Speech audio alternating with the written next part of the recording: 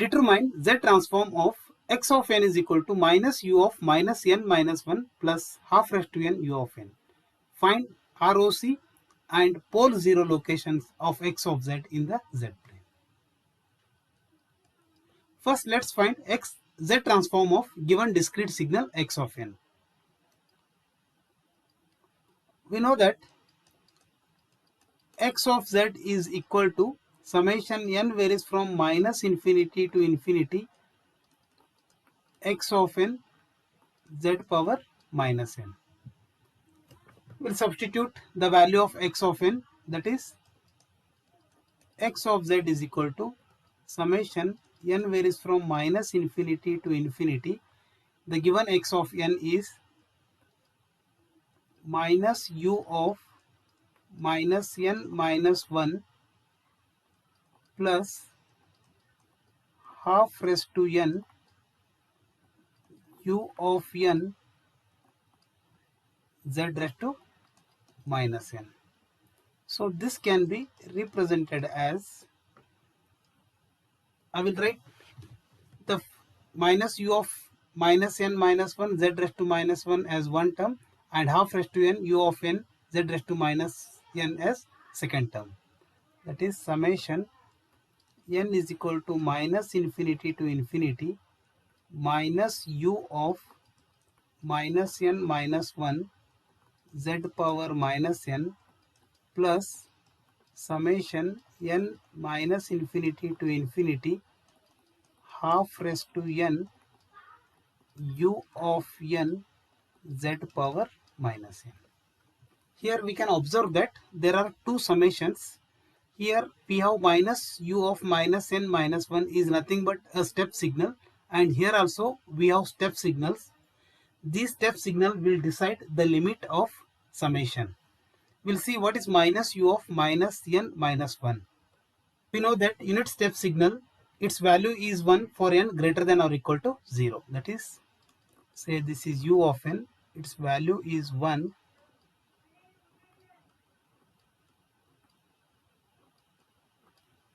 for 0, 1, 2, 3, 4, 5 and so on till infinity.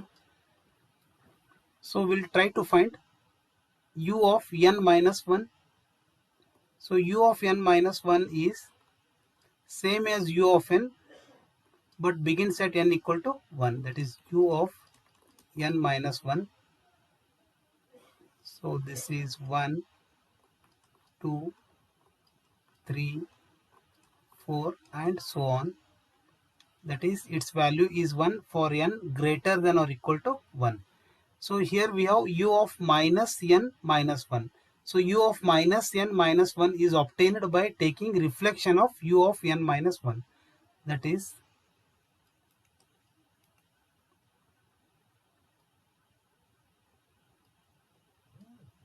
u of minus n minus 1 is reflection of this. That is,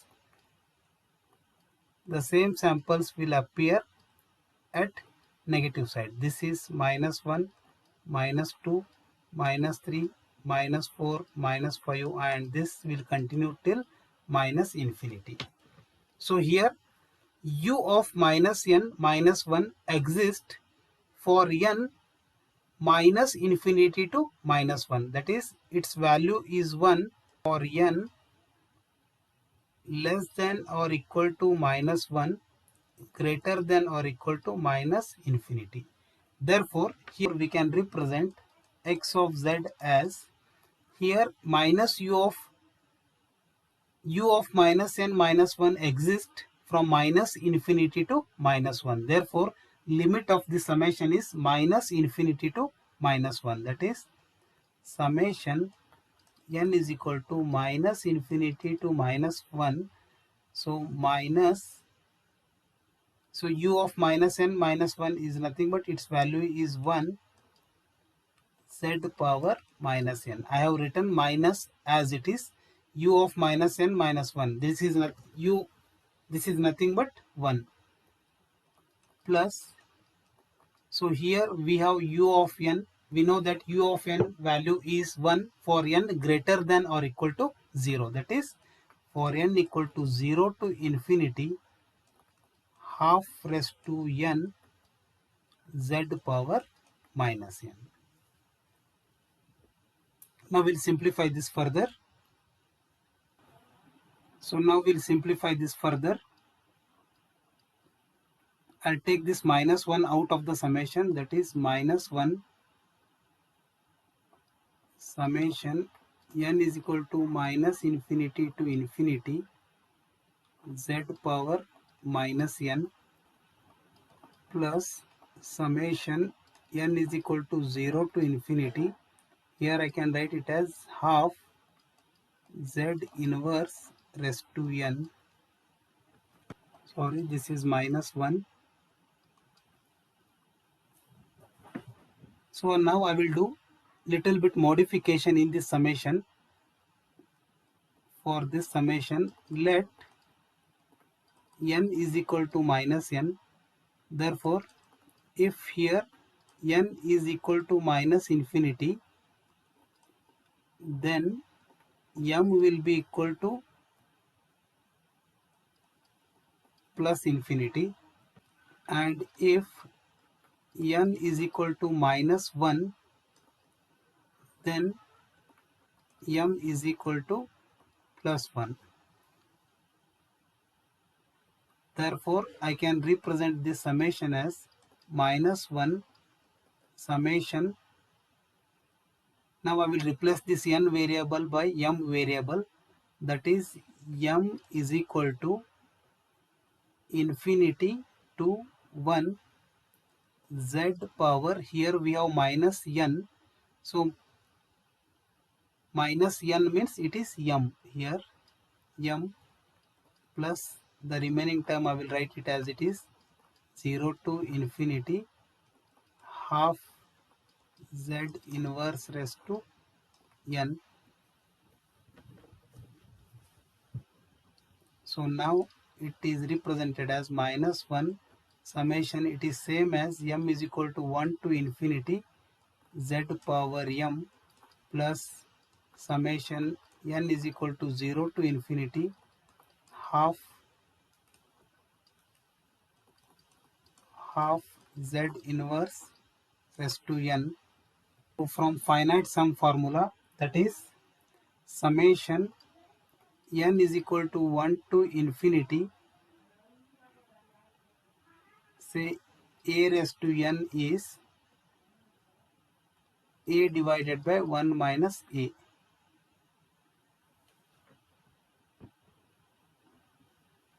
So therefore, now we'll compare this expression with this expression. It is same as this expression where m is nothing but n and a is nothing but z. Therefore, I can represent it as minus 1. Here a is nothing but z divided by 1 minus z. So now this term is another infinite sum, that is summation n equal to 0 to infinity a raised to n is nothing but 1 upon 1 minus a.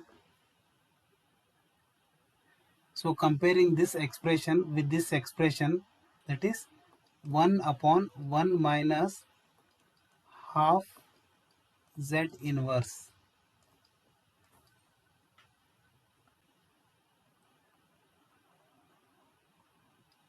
I will continue here. For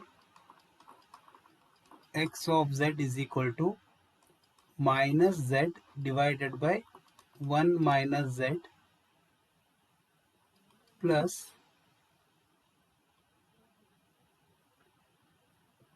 we'll call it as equation number of z. Here we have minus z divided by 1 minus z can be represented as z divided by z minus 1 plus here we have 1 divided by 1 minus 1 by 2z, that is z inverse. I will take denominator side, it will become 2z. Further I can simplify this as x of z is equal to z divided by z minus plus 1 upon, I can represent it as z minus 1 by 2 into 1 by z, which is same as this term. So this is nothing but x of z is equal to z divided by z minus 1 plus this z I will take on numerator side, that is z divided by z minus 1 by 2. Simplifying this further, I can write x of z is equal to, I will take the LCM, that is z minus 1 is one term, z minus 1 by 2 is another term. So here we'll get z in bracket z minus 1 by 2 plus z in bracket z minus 1.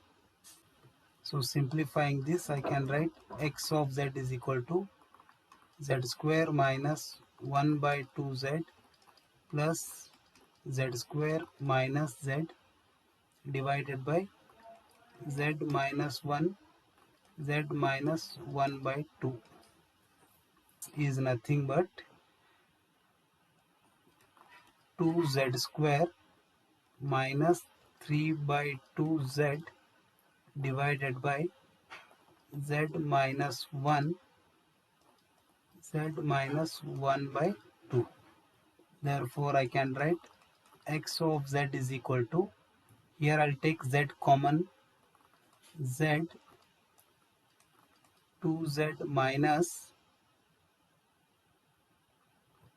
3 by 2, and denominator side we have z minus 1 z minus 1 by 2. This is z transform of given sequence x of n. So now we'll try to find ROC using equation number 1. Now we'll find ROC. Here I have written equation number 1 for reference once again. So here x of z is converge only when both of these two terms are converge. That is, here the first term, this term is converge when z is less than 1. That is, if we take z is equal to 1, then it will make x of z equal to infinity. Therefore, this z value should be less than 1, and with respect to second term, half z inverse value should be less than 1. That is, if we take half z inverse is equal to 1, then it will make z x of z tends to infinity. That is, it is not converge. So to make x of z converge, we should take half z inverse must be less than 1. That is, z is less than 1, and here we have, this can be represented as 1 upon 2z less than 1, or we can write it as 1 upon 2 less than z. I will send this z on right hand side. Therefore, we can write z should be less than 1, and here we have z should be greater than 1 by 2. Therefore, ROC is, that is, z should be less than 1 and greater than 1 by 2. So this is ROC for. So now we'll plot ROC on Z plane. So let this be a Z plane. Let this be real axis of Z and this is imaginary axis of Z. So we'll assume that this is origin, that is 0, and let this be a radius 1 by 2 and let this be radius 1.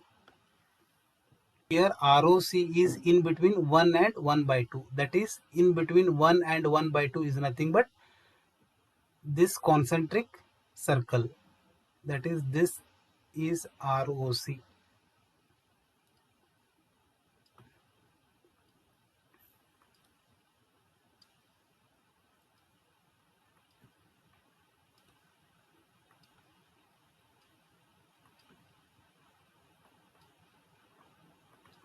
So this is ROC. Now let's plot zeros and poles. That is, zeros is nothing but the value of z which makes x of z equal to 0. Here, if we take in numerator, if we take z is equal to 0, then definitely we'll get x of z equal to 0. Therefore, zeros exist at z equal to 0, and we have poles. Poles are represented for the value of z which makes the function value, that is x of z, becomes infinity. That is, in this case, if we take z equal to 1, then it will become 1 minus 1, which is 0. That is, x of z will become infinity. Therefore, one pole exists at z equal to 1, and in this term we have 1 by 2. If we multiply this with 2 by 1, that is, if we take z equal to 1 by 2, then z inverse will become 2. So 2 and 2 will get cancelled. It will become 1 minus 1 as 0. It also makes x of z tends to infinity. Therefore, the another pole is at z equal to 1 by 2. So zeros are always represented by symbol 0, and poles are always represented by symbol x. So here zeros exist at 0, that is 0 exists at 0. This is 1 0. And another poles are exist at z equal to 1 and at z equal to 1 by 2. That is, at z equal to 1 is one pole, I will represent by cross mark, and at z equal to 1 by 2 we have another pole, I will represent it by cross mark. So this is the representation of, that is, this is 0, and these two are poles. So these are the representation of zeros and poles on z plane. Thank you for watching.